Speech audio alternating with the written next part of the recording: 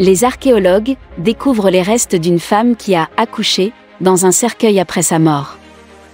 Donner naissance à un bébé est une expérience souvent inoubliable qui donne lieu à une panoplie de sentiments et d'émotions ambivalentes. Peur, excitation, stress, douleur ou encore joie peuvent se conjuguer pour faire de cette expérience un moment marquant. Malheureusement, certains phénomènes imprévisibles peuvent survenir et altérer les projets des parents. En Finlande, une jeune femme enceinte est morte et a accouché pendant son enterrement. La mort est un phénomène qui peut se manifester au moment où on s'y attend le moins. Bouleversant les projets de toute une famille, le décès d'un proche peut changer la vie tout entière. La période entourant la naissance d'un bébé est une période d'extrême vulnérabilité. Chaque année, 2,8 millions de femmes enceintes et de nouveau-nés décèdent, soit un bébé, toutes les 11 secondes. D'après les médias mexicains de Bat et Milenio, une femme a perdu la vie en Finlande et a accouché pendant son enterrement. Une jeune femme morte accouche pendant son enterrement. Charlotta Bjornram avait seulement 24 ans lorsqu'elle est morte. Alors qu'elle attendait un bébé, la femme a succombé à des complications dues à la grossesse, qui se manifestent par plusieurs symptômes. Sa famille l'a enterrée dans une chapelle privée dans la ville de Vihti qui se trouve dans le sud de la Finlande. À la surprise générale, la femme aurait accouché dans son cercueil, selon le média. Dans la chapelle, 8 autres corps étaient enterrés et la plupart étaient momifiés. Charlotta, elle, est morte durant le premier trimestre de sa grossesse. Son corps a été retrouvé par un groupe d'archéologues. Selon les données rapportées par son église, Charlotta est décédée à cause d'une inflammation.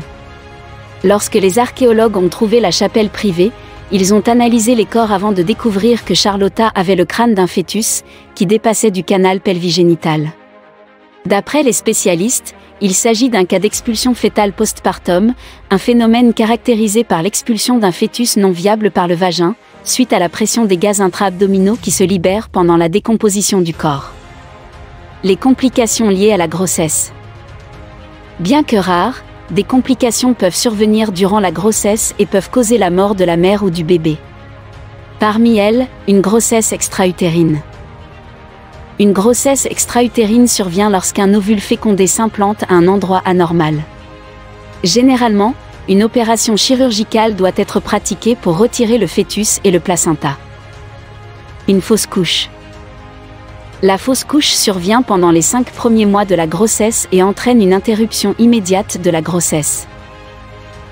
Un accouchement prématuré. Un accouchement prématuré entraîne une grossesse qui dure entre 20 et 37 semaines. Les bébés nés prématurément peuvent souffrir de problèmes de santé et sont souvent contraints de rester à l'hôpital pour recevoir des soins spécialisés. Des maladies infectieuses.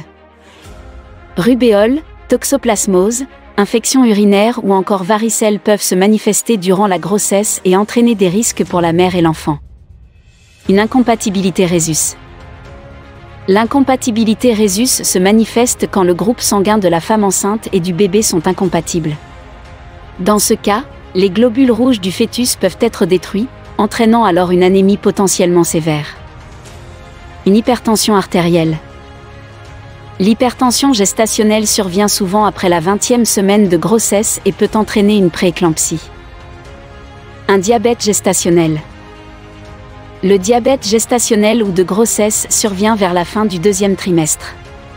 L'excès de glucose chez la mère peut être transmis au bébé et entraîner un surpoids et des difficultés lors de l'accouchement. Parfois, le pronostic vital du bébé est engagé. Pour la mère, les risques sont de développer un diabète de type 2, suite à l'accouchement, d'accoucher par césarienne ou prématurément.